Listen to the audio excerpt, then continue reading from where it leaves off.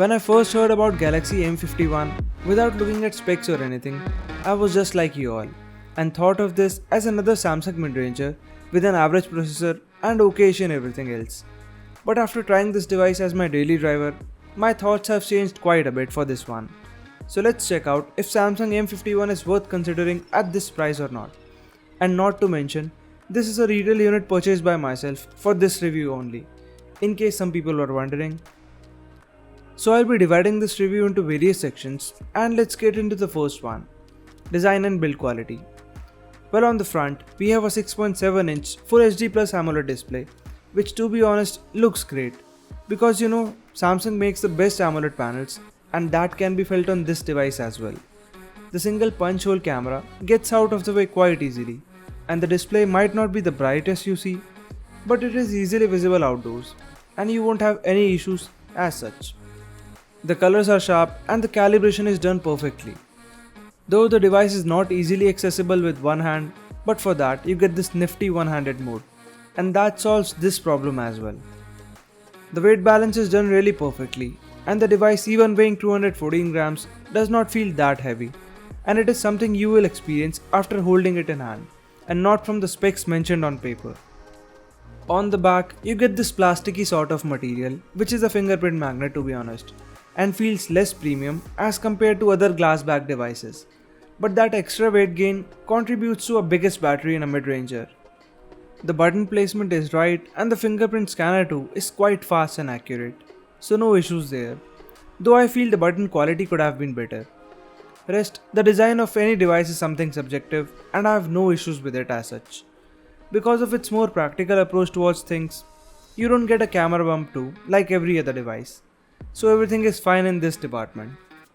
One tiny complaint that I have is with the USB cable supplied, which is a bit short in length and not of that great quality. So they should have bundled a better one. Now coming to the software part. So the Samsung M51 runs on One UI 2.1 based on Android 10, which is nowhere close to shock, yes, but it is one of the last few cleanest iterations of Android that feels really polished to the core. There are some apps that come pre-installed with this device, but you can easily uninstall most of them, and like other brands these days, please don't expect all the features from top of the line S series, but I really like that we have an always on display that is very customizable and handy, so I kept it to always on all the time without worrying about the battery life. Rest, you get features like Dolby Atmos support, that nifty one-handed mode, and a lot more stuff, which I'll cover in a separate video. So overall, I find no issues with this one, as I've been a stock Android user since quite some time now. And yes, don't forget to subscribe to the channel if you haven't already, so that you don't miss out on the latest videos like this one. Next aspect would be the overall performance, and here I would say that the device ran everything just fine in this whole time. One UI has been optimized really well on this device and there were no issues so far. I did see some adjustment issues with ambient brightness sometimes, but nothing major as such.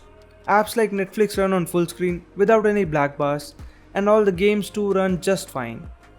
I did play games like Call of Duty, Asphalt 9, PES and some other games too, and the overall experience was great. Plus, due to a bigger screen, the media consumption and gaming was just a great experience on this device. So if you want an in-depth gaming review, do let me know in the comment section down below. So in short, you will not have any problems as such, as the Snapdragon 730G is also a fairly capable processor. Of course not a gaming oriented one, but it can easily run everything just fine for a mid-ranger. Coming to the battery life, and here I would say those little cons pay off quite heavily, because this device is like charge once and use forever. Because of its 7000 mAh capacity, it easily lasted 2 full days for me on a single charge, even with that always on display set to always on. There was no huge standby drain as such, and the device was always connected to Wi-Fi. You can watch movies and play games for hours on a stretch, and you will still end up your day with some juice left, which is a commendable thing to have. Plus, with its reverse wired charging feature, you can put it to good use in some emergency scenarios and act like a power bank. And for that, you don't need a separate cable even. You can charge your earphones and other low power accessories too with this one, and you will appreciate this feature of Galaxy M51 for sure. Speaking about that, you don't get any crazy fast charger with this one. So only a 25 watt one, but this is quite consistent and charges this device in less than 2 hours, which might seem like a bit long, but you don't really need to charge this device to 100% to use it for a day. Like 60-70% of the charge is enough to last for a full day in case you are in a hurry. So I'm really positive about the battery backup this device has. Now coming to the cameras. So on the front we have a 32 megapixel punch hole selfie camera, and on the back we get a quad camera setup that includes a 64 megapixel primary sensor, a 13 megapixel ultra wide, a 5 megapixel macro camera and a 5 megapixel depth sensor. And to be honest, this camera setup is better than most of those 2 megapixel ones that we have with other mid-rangers. The images from primary camera turn out to be really sharp in daylight, and here are some samples. The images it captures have really fine detail and colors too. They look sharp overall, and even in low light, this camera performs really well because of this Sony sensor and with the supplied night mode. So the primary camera is really good on this device and produces some good portrait mode shots that can be adjusted even after taking the images because of the amount of data it captures.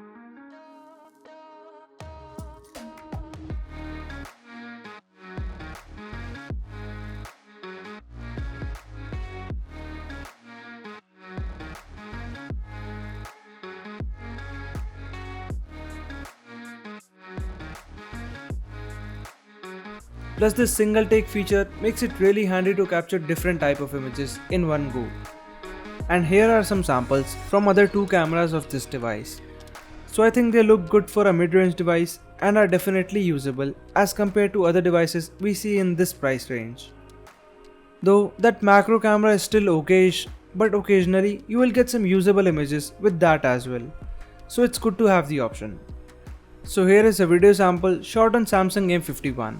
And this device also has that super steady mode that works really well and makes the overall video output quite stable. Though there is no OIS, plus there is no 60 FPS option as of now. But you can manage that with the Gcam mod, as I tested it and it works just fine. The front facing camera of this device is also good and produces some fine results that are well detailed, and even with the portrait mode shots too, it does a pretty good job. In the front facing camera too, you don't get any 60 FPS option, but there is 4K 30 FPS support as of now. You also get night mode for the front facing camera, and it is really helpful in taking low light selfies. One tiny thing I observed is this ring notification, which has been put to really good use while using front facing camera or using face unlock, and it is really helpful, plus it looks cool. Coming to other things about Galaxy M51, so the speakers on this device in particular are not that loud. They are enough for calls and stuff, but don't expect them to be the loudest in this price. The call quality was great on this device too, and I made a lot of calls, be it on Zoom or normal ones. They were clear without any distortions, plus there is voice over Wi-Fi support too, which works fine as well. You also get a 3.5mm jack, which I really miss even now, because Bluetooth earphones can offer a limited amount of backup per charge, and I love that we have an option on this device. So the sound quality was good too, plus the Dolby Atmos support makes it a bit customizable. Rest, you get two microphones as usual and a dedicated micro SD card slot as well. Though I think the quality of SIM tray could have been better on this device, as this one feels a little flimsy. And to sum it up, well, this Galaxy M51 is a really good device from Samsung in budget price after years. And that's why even I had to try this one to see where Samsung is with this device. And honestly, it did not fail to impress me so far. Yes, it has its own cons, like somewhat less premium build and some extra bulk, but all that contributes in a way or the another to make it what it is.